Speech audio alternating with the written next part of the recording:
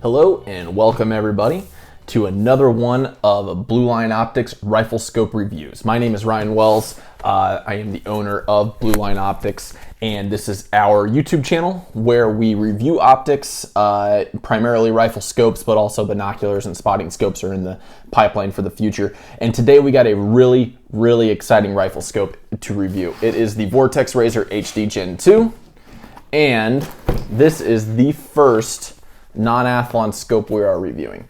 Okay, so we started off as just reviewing athlon scopes because they were our primary dealer or our primary vendor, and now we've officially picked up US Optics, Vortex, and Leupold, both in store and online. So we sell both we sell these scopes both in store, online. You can get anything from any one of these companies at our location, which is absolutely awesome. We're really excited. So I wanted to kick this off with the Vortex Razor HD Gen 2. I've been extremely interested in this scope ever since we did the review of the Athlon Aries ETR, because I assumed that these two scopes would fall into more or less the same category, and I was right and wrong at the same time. Okay, so they have different features that separate them, but a lot of the baseline features are pretty much the same. Okay, now the Vortex Razor HD Gen 2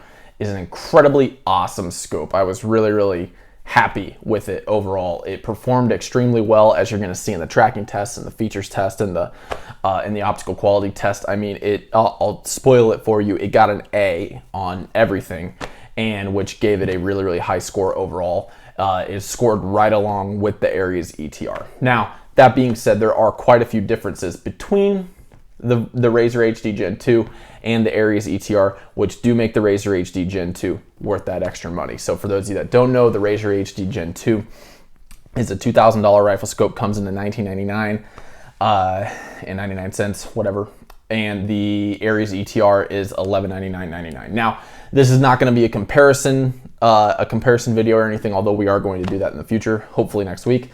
I want to set a benchmark of other scopes that we've reviewed, which the benchmark here would be the Aries ETR. Now, we ran into kind of an issue because I've been using the Razor HD Gen 2 as the benchmark for the feature score, and in this case, it did, like, obviously we can't use it as its own benchmark, right? So what we did is we just went back and we compared it to the Aries ETR, which got a perfect score against it, and then we also took some more factors into consideration, like for example the multiple reticle selection. And that was one thing that I wanted to emphasize that I thought was a huge upside about the Razor HD Gen 2 was the reticle selection. Okay, so you can get this in 6 different reticles. There are the EBR series, which is the EBR 7C, 1C, and 2C, and those are just MOA and mill-based reticles that some of them have Christmas trees, some of them don't. And then you can also get Horus reticles, and Horus Vision is an incredibly high quality reticle designer, reticle maker, and they're featured on extremely high quality optics like Vortex. US Optics features their Tremor 3 as well, and their H59 and their H425. And then Leupold also will feature some Leupold scopes anyway, will feature some Horus scopes. So Horus makes some extremely high quality reticles, and I thought that was a huge addition to the quality of the Vortex Razor HD Gen 2. Like I said, I was extremely pleased with the results of it and just using the scope. It was just a lot of fun. I had a blast doing this review. But you know what? Let's not take my opinion into consideration. Let's go ahead and let the facts speak for themselves. And so for the feature score, we had to get a little bit creative because we've been using the Razor HD Gen 2 as the scope for the benchmark of the feature score, because this is by far one of the most feature-rich rifle scopes out there on the market, and especially for the price. So what we had to do is kind of get a little bit creative here. So I literally just compared it against the Aries ETR again, since that's kind of that's kind of the theme with this review, is how does this stack up with the ETR, or better yet, how does the ETR stack up to the Razor HD Gen 2? And what we ended up doing is it got a perfect score, obviously, compared to the Aries ETR.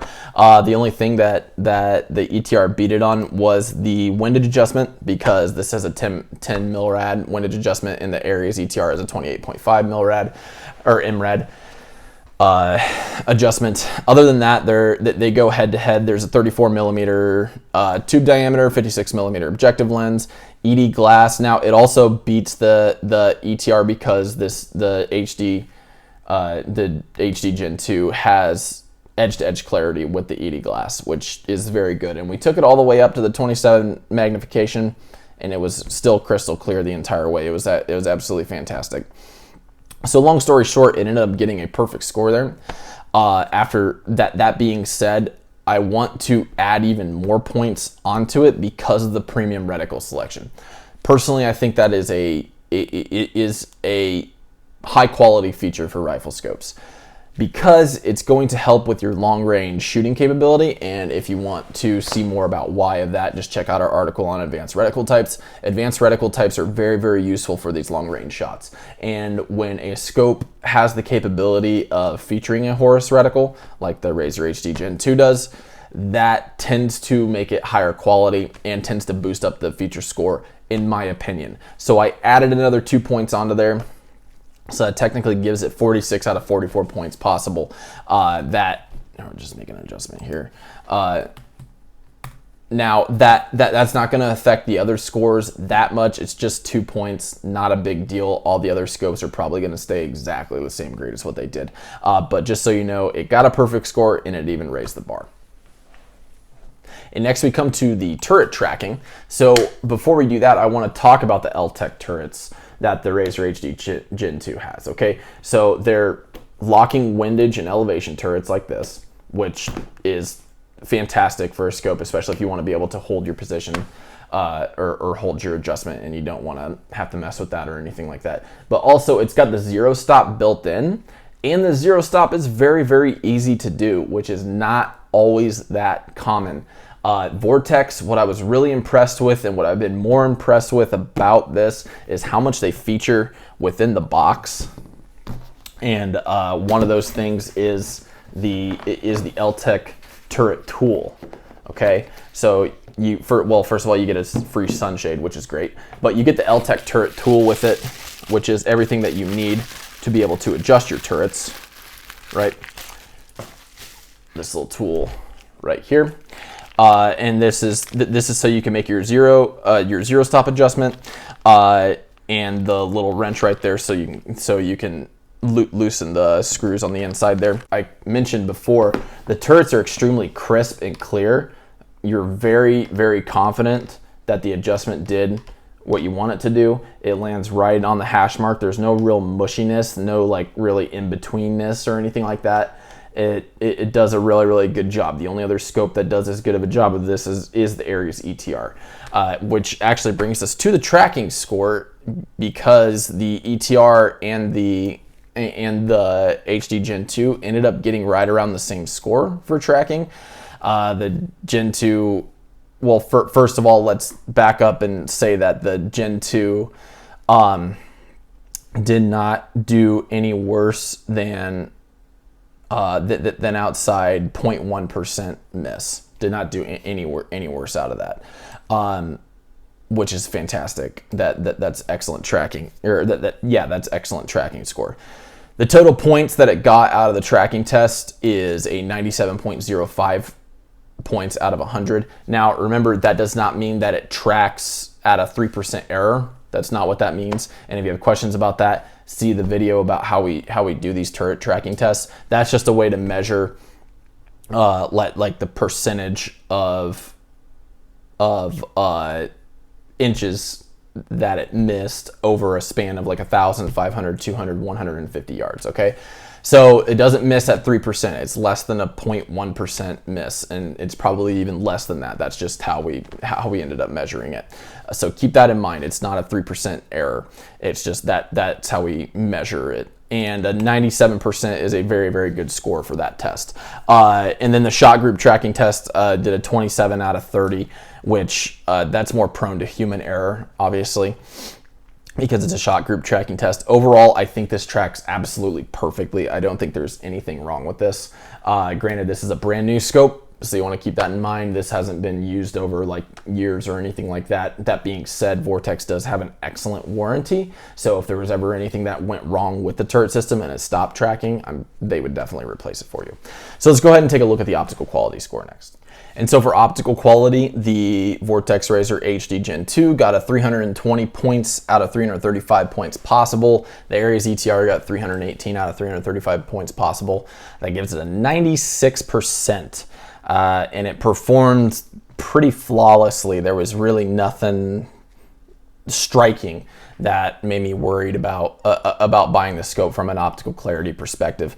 One thing to note is that the edge-to-edge clarity does work. We took it all the way up to 27x, and it was still as clear as it was at 24 and 20.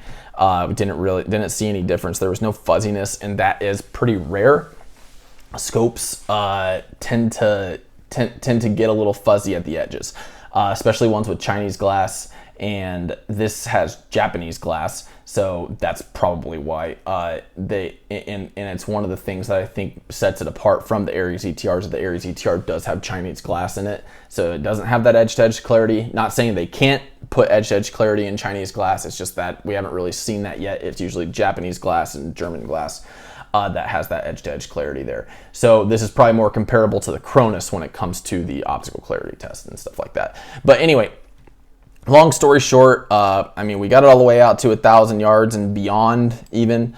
I would say we'd even go beyond that if to see the top letter on the Snell and I chart. I bet it would probably go beyond that, but that's just as far out as we got. So we got a max score there. Again, 96% on the optical clarity test.